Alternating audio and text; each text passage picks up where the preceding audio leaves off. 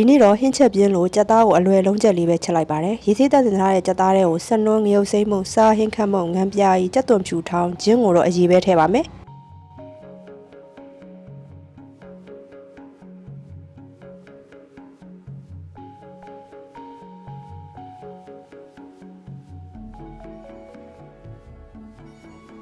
တမယာသီးတစ်လုံးအရင်ညစ်ထည့်ပါမယ်ပြီးရင်တော့တေချာလေးအရသာဝင်အောင်နေပြီးတော့စီများများထည့်အသားကျအောင်လုံးပါမယ်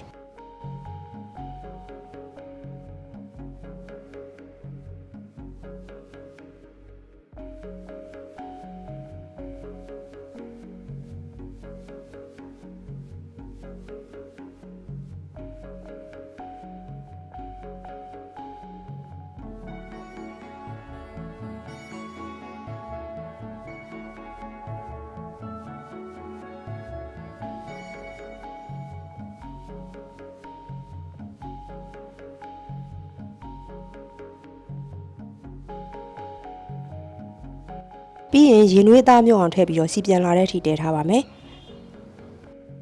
ထမင်းစားကနီးမှာတရက်သီးစားရည်စိမ်လေးကိုငရုတ်သီးအကျန်းဖက်လေးနဲ့တုပ်ပြီးတော့တွဲစားလိုက်တော့မယ်ပေါ့နော်